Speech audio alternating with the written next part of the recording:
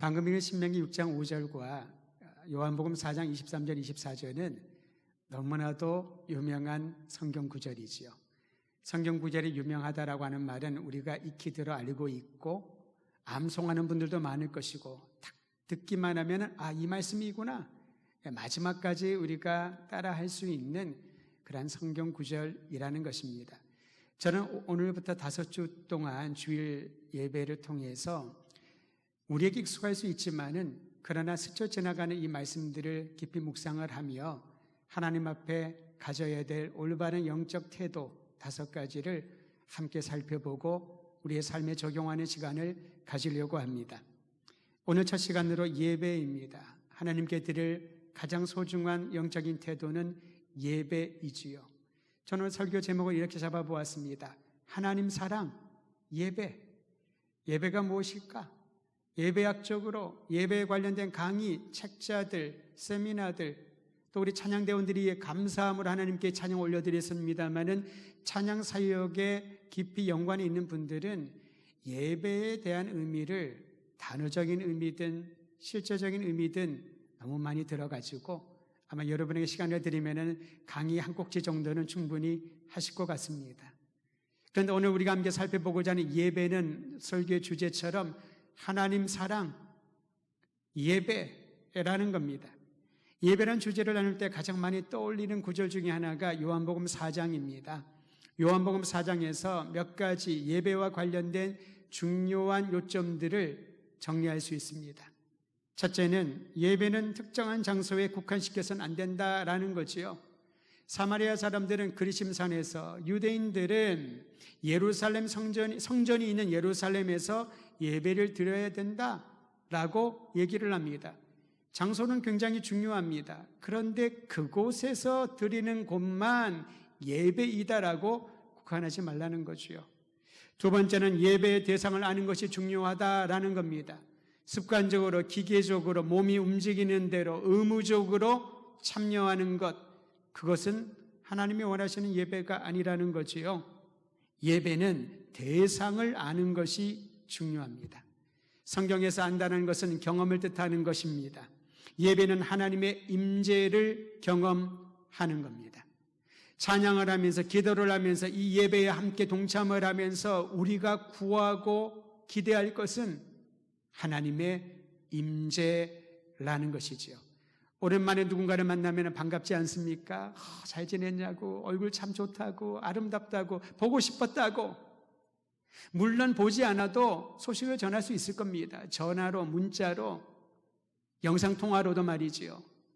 그런데 여러분 직접 만났을 때의 그 반가움은 비교가 되지 않습니까? 비교가 안 되잖아요. 이게 바로 예배라는 거지요.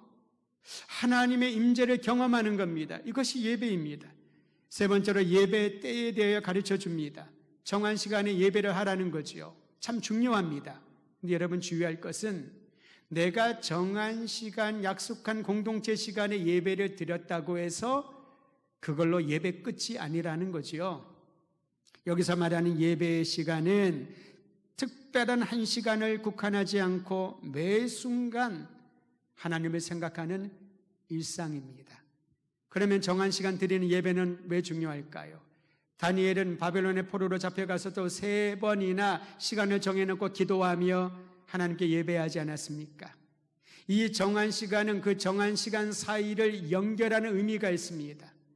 우리의 본성은 너무나도 게으르고 나태해서 잘할 것 같았는데 그냥 두면은 우리의 몸은 처져버리거든요. 우리의 생각은 쉽게 타락하고 오염되어 버립니다. 발버둥 치고 피를 흘리기까지 저항하지 아니하면은 어느 순간 죄악된 생각들이 우리의 중심에 자리 잡고 있습니다. 안방마님처럼. 그리고 큰 소리를 외칩니다. 내가 주인이라고. 언제 들어왔는지는 모르는데. 그래서 정한 시간에 예배를 통하여서 서로 연결점을 두고 하나님을 깊이 생각을 하며 일상에서 하나님을 묵상하며 알아갈 수 있는 그것이 바로 예배의 마음인 것을 가르쳐 줍니다. 네 번째로 요한복음은 하나님은 참된 예배자를 찾고 계시다고 가르쳐 줍니다. 하나님이 찾고 계시는 사람은 멋진 사람, 괜찮은 사람, 세상에서 위너를 찾는 것이 아닙니다. 참된 예배를 드리는 사람을 찾고 계십니다. 다섯 번째로 우리가 배우는 것은 하나님께 예배하는 사람은 영과 진리로 예배를 드려야 된다. 태도에 대하여 가르쳐 줍니다. 방법이 아닙니다. 영과 진리가 무슨 방법일까요? 비결은 아니라는 거지요. 예배 잘 드리는 법 그런 거 어디 없습니다. 그러나 태도를 가르쳐 줍니다. 하나님은 영이시기 때문에 예배하는 자는 영과 진리로 예배해야 된다. 오늘 하나님께 예배드리는 성도 여러분, 요한복음 4장을 통하여 배우는 예배의 초점이 혹여나 흐트러지지 않았는지 자기 자신을 점검하는 시간 되기를 주의 이름으로 부탁드립니다.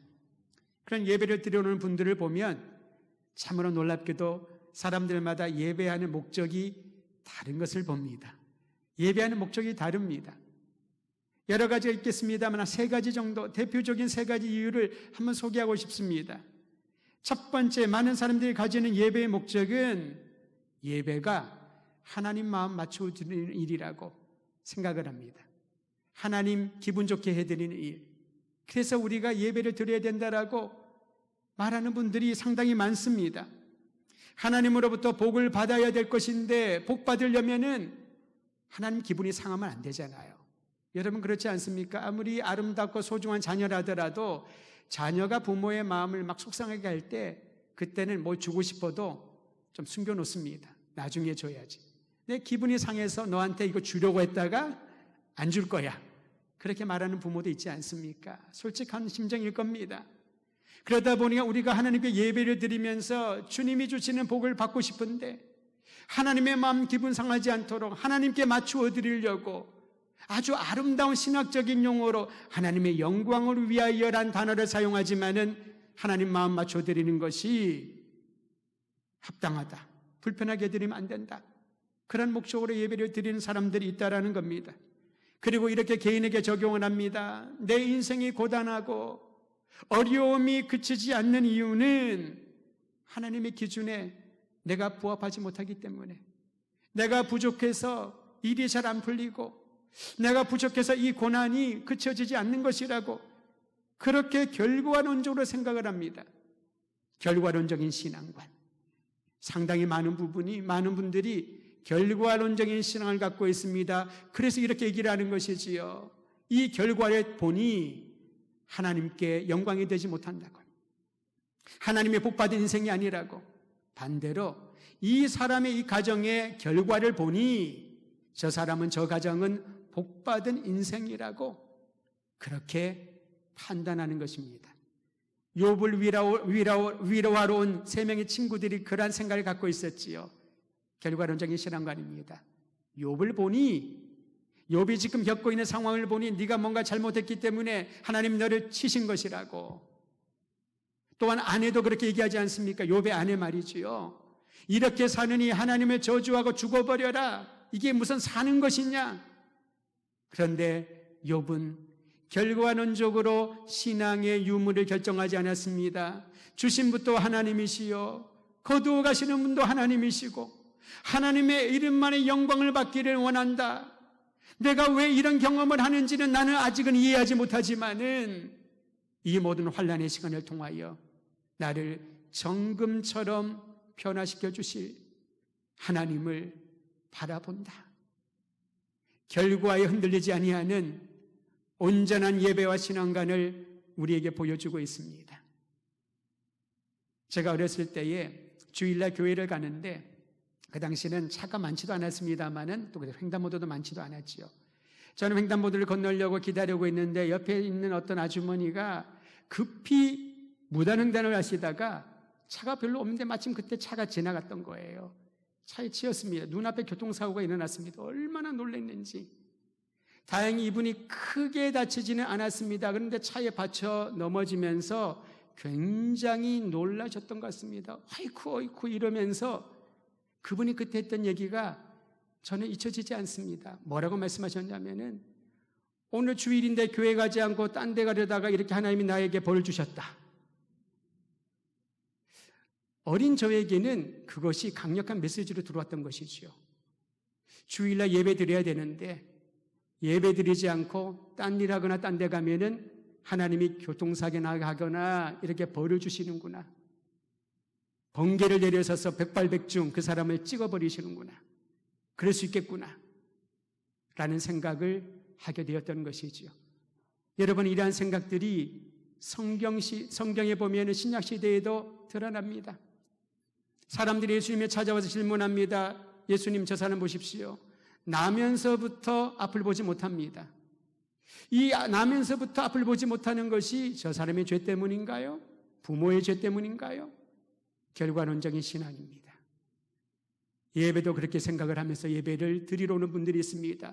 좋은 결과가 있고 사람들에게 자랑할 만한 그런 내용이 있으면 당당하게 예배를 드리지만은, 그렇지 않고 의아하고 이해가 안 되는 상황이 펼쳐지면은 하나 예배 못 드리겠어, 부끄러워서 못 드리겠어.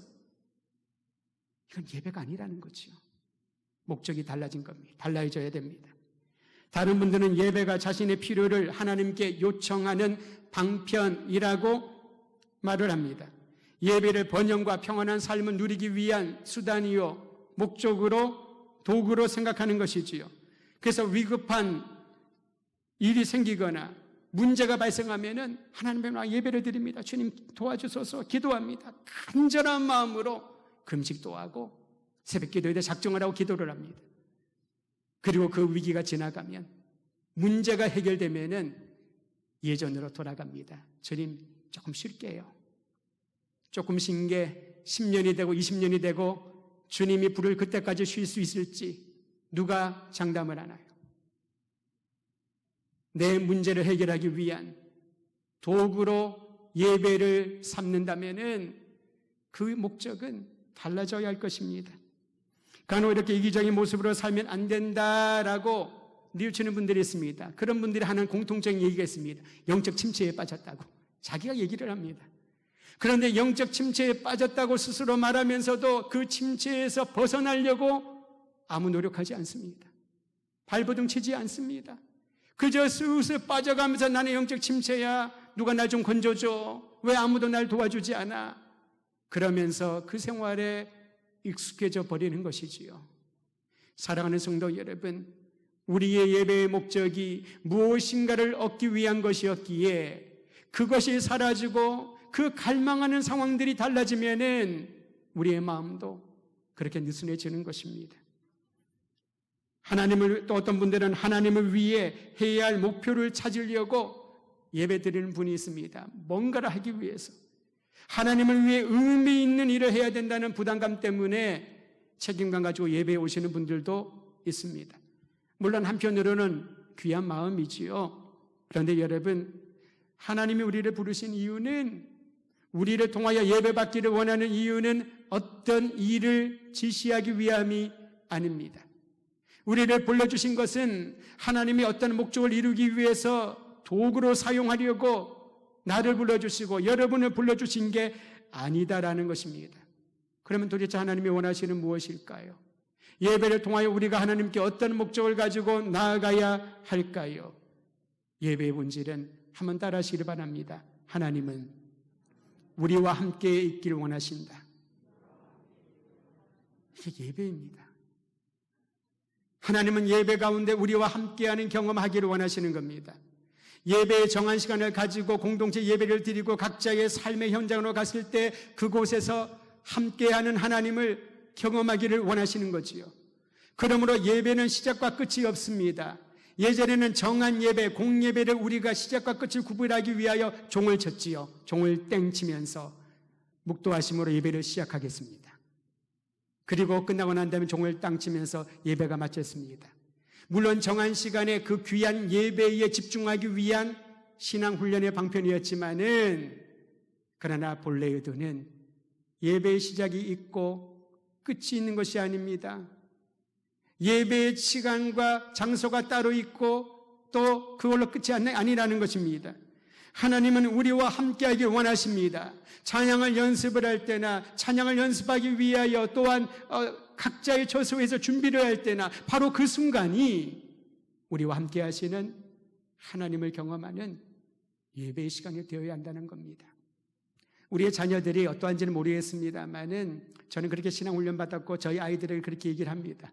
제가 물어보지 않았으니까 그렇게 지금 하고 있는지 모르겠습니다만은 학교에 도착을 하면은 기도를 합니다. 교회도 아닌데 시험을 보기 전에 기도를 합니다. 잘 보게 해달라는 기도가 아닙니다. 저희를 가르치던 선생님은 예전에는 반사 선생님이 반사라 그랬지요. 주일학교 선생님은 저를 양육했던 교육자들은 그것을 가르쳤습니다. 저의 부모님이 그것을 가르쳐 주셨습니다. 하나님께 먼저 아뢰어라. 감사의 기도를 드려라. 지금 생각해 보니 하나님이 함께 하신다는 의식을 가질 수 있도록, 하나님이 함께 하시는 예배의 감격을 매 순간마다 누릴 수 있도록 가르쳐 주신 영적인 훈련이 아니었을까 라는 생각이 듭니다. 종교적으로, 의식적으로 막 이렇게 하는 기도가 아니라 삶으로 하나님을 경험하는 그러한 예배의 훈련 말이죠. 저는 우리 더드림교회 모든 가족들이, 자녀들이 이러한 경험하기를 간절히 소망하는 것입니다. 여러분, 에덴 동산을 아시죠? 에덴 동산에 하나님이 창조하신 최초의 인류인 아담과 하와가 그곳에 두셨습니다. 아담과 하와의 일상은 무엇이었을까요? 뭘 했을까요? 성경은 잘 안 나와 있습니다만 자세히 보면은 그들이 무엇을 했는지를 우리는 알 수 있습니다. 하나님과 함께 에덴 동산을 거닐었습니다. 하나님과 함께하는 예배의 연속이었던 것이지요. 창세기에 쓰여진 거닐다, 하나님이 거니심에란 거닐다라는 이 뜻은 어떠한 특별한 방향을 정하지 않고 걷는 것. 자, 오늘은 1km 걷자, 오늘은 10,000보를 걷자, 그런 목표를 세운 것이 아닙니다. 그냥 걷는 겁니다. 하나님과 함께 거니는 것이, 하나님과 함께 대화를 하는 것이 예배잖아요. 아담과 하와의 일상이었습니다. 그 일상을 깨트리는 일이 있었지요. 죄가 들어오는 것입니다. 아담과 하와는 특별한 행위나 하나님을 만나기 위하여 시간을 정하거나 과정이 필요하지 않았습니다. 뭘 해야 되지? 어떤 악기를 써서 예배를 드리면 하나님이 기뻐하실까? 내가 어떤 결과물을 가지면 주님이 칭찬을 하시고 복을 주실까? 그런 생각 하지 않았습니다. 하나님과 함께하는 일상이 그들에게 큰 기쁨이요 예배였던 것이죠. 그런데 죄가 들어오자 하나님과 함께하는 이 일상이 흐트러져 버렸습니다. 아담과 하와는 평소처럼 에덴을 거느시는 하나님의 음성을 듣고 어떻게 했나요? 죄가 들어오는 이에 그들은 하나님의 눈을 피해 숨었다라고 말합니다.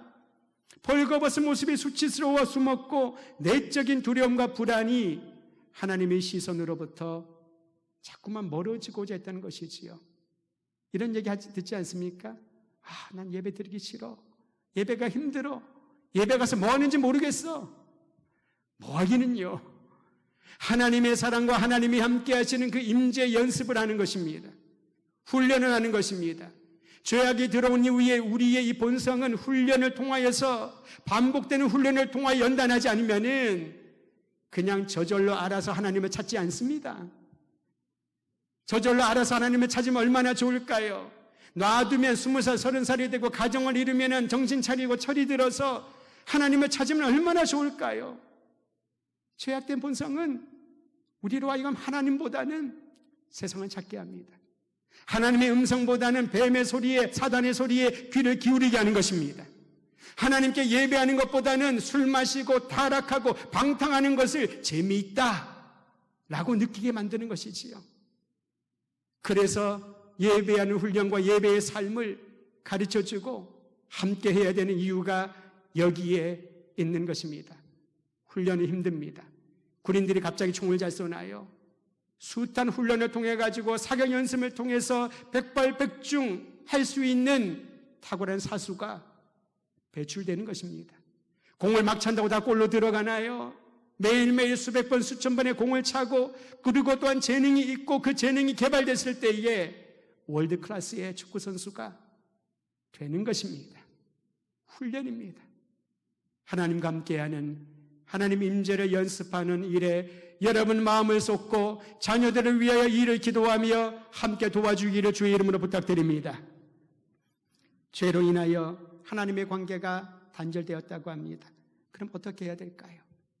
어떻게 해야 이 단절된 관계를 회복할 수 있을까요? 사람들이 노력을 많이 했습니다. 고민도 많이 하고 철학이란 이름으로 여러 가지 사고를 하면서 어떻게 해야 우리의 이 올무를 벗어버릴 수 있을까? 도덕적이고 윤리적인 교훈들을 적용해 가면서 이 정도 되면은 죄로 인하여 단절된 초월자와 하나님과의 관계가 더 가까워졌을까? 수행을 하기도 하고 자기의 몸을 치는 금욕주의에 빠지기도 하고. 그런데 여러분, 그렇게 아무리 노력을 해도 방법을 찾을 수가 없습니다. 왜냐하면 죄로 인하여 단절된 하나님과의 관계는 어떤 방법으로 해결될 수가 없으니까요. 방법이 없답니다. 그렇기 때문에 하나님께서 친히 움직여 주셨습니다. 우리가 노력하여 방법이 없기 때문에 하나님이 친히 움직여 주셨습니다. 영원하신 하나님께서 유한한 이 땅에 독생자 예수 그리스도를 보내시어 우리와 함께 거하게 하셨습니다.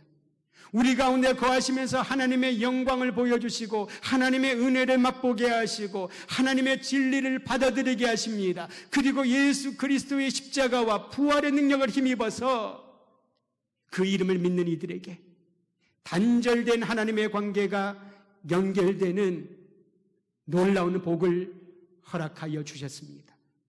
그래서 지금 예수의 이름을 붙들고 있는 이들은 회복된 그 관계의 은총을 힘입어서 하나님께 나갈 수 있는 것입니다. 성소를 지나 지성소 안으로 들어가 은혜의 보좌 앞에 나아가 우리를 만져주시고 우리에게 말씀하시고 우리에게 길을 보여주시는 하나님을 대면할 수 있는, 그분과 함께 할 수 있는 축복을 누리게 된 것입니다. 할렐루야. 하나님이 우리에게 찾아오셨습니다. 하나님 우리와 함께 있기를 원하십니다. 그리고 그 함께하는 이 경험이 일상에서, 그리고 공동체가 이렇게 함께 모여 예배하는 곳으로 주님께서는 살아가기를 원하시는 것입니다. 우리가 드리는 예배와 목적과 방향은 그렇기 때문에 생명의 주인이신 하나님이어야 합니다. 예배의 방향, 예배의 목적. 누가 왜 예배를 드리냐라고 물어본다면은 하나님이 나를 창조하셨으니까, 하나님이 나를 사랑하시니까. 때로는 그 사랑이 뜨겁게 느껴지지 않을 수도 있습니다. 나의 감정과 상관없이 하나님은 여전히 사랑하시니까. 그것이 예배의 이유요 목적인 것입니다. 사랑하는 성도 여러분, 예배의 감격과 목적과 방향을 잃어버리게 되면은 우리에게 있어서 하나님이 함께하는 경험은 점점 더 미궁 속으로 빠져버리게 될 것입니다. 삶의 목적이요 우리 모두의 영원한 희망이신 하나님과 함께하는 일상의 예배가 모든 성도들에게 있기를 주의 이름으로 축원드립니다. 하나님과 함께하는 예배의 본질을 잃지 않으려면 그분이 누구신지를 알아야 되지요. 그래서 하나님의 말씀인 성경을 읽고 묵상하는 것입니다. 왜냐하면 성경은 하나님이 누구신지 그분의 성품에 대하여 계시해 주시니까요. 하나님이 누구신지 알지 못하면 우리는 예배를 드리기가 어렵다는 겁니다. 하나님의 성품을 알아가면 알아갈수록 그분을 갈망하는 마음이 생깁니다. 신뢰하는 마음이 생기게 되지요. 여러분, 코로나 상황이 길어지면서 많은 분들이, 한두 분이 아닙니다. 굉장히 많은 분들이 같은 얘기를 하는데 성도들과 교제하지 못해서 너무 답답하다고, 신앙생활에 이 어떤 활력을 잃었다고. 저도 그렇게 생각을 합니다. 예전과 같이 성도들이 함께 교제하고 식탁에 교제도 하고 예배도 같이 오후에도 드리고 활동도 하고 소그룹 모임도 하고 얼마나 그리워하는지 저 역시 정말 그것이 그립습니다. 그런데 여러분, 저는 그러한 생각들을 저 스스로 그런 얘기를 자주 들으면서 문득 이러한 생각이 떠올랐습니다. 성도들과의 교제가 없다고 이렇게 안타까워하는데, 밥 한 번 먹지 못하는 이런 상황들이 너무나도 속상한데 하나님과 교제하지 못한다고 해서 안타까워하는 사람이 얼마나 있을까? 제가 처음에 큐티 훈련 받을 때에 저희 리더가 이렇게 얘기를 했습니다. 그거 어렵습니다. 매일매일 하는 거. 그래서 저한테 7분을 하나님을 위하여 드리십시오. 하루에 7분을 드리십시오. 또 그게 잘 되면 그 다음에 하는 말이 15분까지 드리십시오. 매일 24시간 중에 15분 하나님께 드리십시오.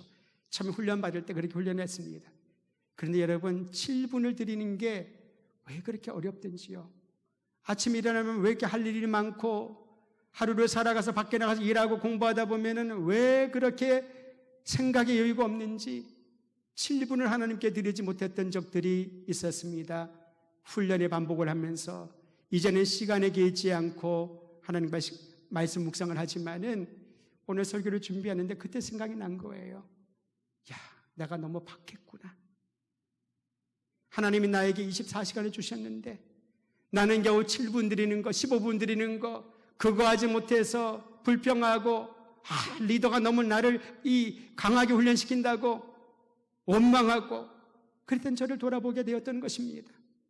사랑하는 성도 여러분, 성도 간의 교제를 그렇게 그리워하는데 왜 우리는 하나님과의 교제, 주의 말씀과 주님과 독대하는 그 시간에 대하여서는 10분이 아니라 5분도 힘들어하면서 안타까워하지 않을까요? 예배를 드리지 않는다는 말과 다를 바 없지 않겠습니까?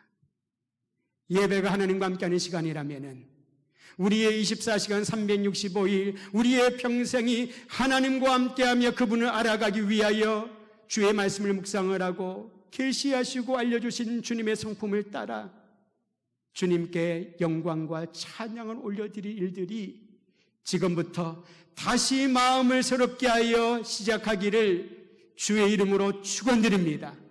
그래서 저도 앞으로는 여러분 큐티하려면 성경 읽으려면 하루에 몇 분을 구별하십시오. 그런 얘기 안 하려고 합니다. 몰랐었습니다. 그게 얼마나 하나님 앞에 죄송한 말인지, 그게 얼마나 부끄러운 말인지 모르고 제가 사역자로서 그렇게 훈련을 시켜왔더군요. 물론 그렇다고 여러분 24시간을 다 성경만 읽으십시오, 그 말은 아닙니다. 그렇게 할 수도 없고요. 그러나 우리에게 주님이 주시고자 하는 훈련은, 요청하시는 것은 내가 너와 함께하기를 원한다. 무엇을 하든지 너와 함께하기를 원한다. 너에게 내가 누군지를 알려주기를 원한다. 그러기에 하나님의 말씀을, 성경을 가까이 하라. 여러분, 이러한 동기부여를 분명히 우리가 받는다면은 우리 성도들의 삶은 예배의 삶으로 달라질 줄 기대하는 것입니다. 성경은 놀라운 일을 알려줍니다. 하나님이 먼저 우리를 사랑하셨다는 사실입니다. 요한일서 4장 19절, 우리가 하나님께 사랑합니다 라고 말을 하는데 실제로는 그분이 먼저 우리를 사랑하셨습니다. 내가 사랑하여 열심히 예배하고 열심히 봉사하고 선교하는 것이 아니라는 거지요. 그 착각의 늪에서 빠져나와야 됩니다. 하나님이 먼저 우리를 사랑하셨기 때문에, 모든 것을 다 주셨기 때문에, 여러분과 저를 살리기 위해 독생자도 아낌없이 내어주셨기 때문에 그 사랑에 감격하여 우리는 내가 가지고 있는 것을 부끄럽지만 주님께 사랑의 반응과 표현으로 드리는 것입니다. 이게 예배인 것이지요. 이 마음으로 예배드리지 않는다면은, 이 마음으로 찬양하지 않는다면은, 이 마음으로 봉사하며 선교하지 않는다면은 그것은 자기 자랑, 자기 과시가 될 것입니다. 내가 이 정도 되는 사람이야. 우리 교회는 이 정도 되는 교회야. 이게 자기 자랑이고 자기 만용이 아닐까요? 사랑하는 성도 여러분, 하나님은 예배하는 자를 찾으시고 그 예배를 통하여 얼마나 우리를 사랑하시는지 먼저 사랑하신 그 사랑을 경험하기를 원하십니다. 그 사랑을 경험한 사람은 이제 하나님을 사랑하는 마음으로 예배를 드려야 되겠지요. 그 말씀이 신명기 6장 5절입니다. 예수님이 이 말씀을 인용하면서 유대인들에게 가장 으뜸되는 계명이 무엇인 줄 아느냐? 그것이 바로 이 말씀이다. 너는 마음을 다하고 뜻을 다하고 힘을 다하여 내 하나님을 사랑하라. 예배를 드리기를 원하느냐? 하나님이 찾는 참된 예배자가 되기를 원하느냐? 마음을 다하고 뜻을 다하고 힘을 다하여 하나님을 사랑하라. 이것이 주님이 원하시는 예배니라. 하나님을 사랑하면 사랑하는 그분의 마음을 알아가게 될 것입니다. 그분과 함께 동행하게 되겠지요. 여러분, 신명기 6장 5절에 있는 말씀을 ESV 영어 성경은 이 전치사 하나로 강조하고 있습니다. With 라고 하는 말입니다. With all your heart, with all your soul, with all your might. With. 마음을 다하고 뜻을 다하고 힘을 다한다는 게 뭘 말할까요? 양을 말하는 것이옵니다. 많은 힘을 들이고 모든 뜻을 들이고 더 많은 양의 마음들을 모아서 드리고, 양을 말하는 것이 아니라 함께하라는 거지요. 마음을 함께하고 뜻을 함께하고 힘을 함께하여 하나님을 사랑하라, 예배하라. 그래서 공동체 예배가 중요한 것입니다. 훈련하는 시간이니까요. 너의 마음을 하나님과 함께하라. 뜻을 하나님과 함께하라. 힘을 하나님과 함께하여라. 온 공동체가 모여서 이 함께하는 놀라운 감격의 훈련을 받으라 라는 것입니다. 일상에서 하나님을 의식하고 그분의 음성을 듣기를 갈망하라는 것이지요. 마음이 떠나고 다른 뜻을 가지고 있고 힘을 보태지 않는 곳에서 사랑을 느끼지 못하잖아요. 여러분의 봉사가 무엇입니까? 힘을 보태는 것입니다. 나는 할지 몰라도 내가 없어도 일은 잘 되겠지만 그래도 내가 힘을 보태고 싶다. 거기서 사랑을 느끼는 거지요. 하나님이 역사하시는 이 놀라운 세상 가운데서 힘을 보태고 뜻을 보태고 마음을 보태어 함께하는 참된 예배자 더드림교회 아름다운 믿음의 형제와 자매들 되시기를 주의 이름으로 축원드립니다.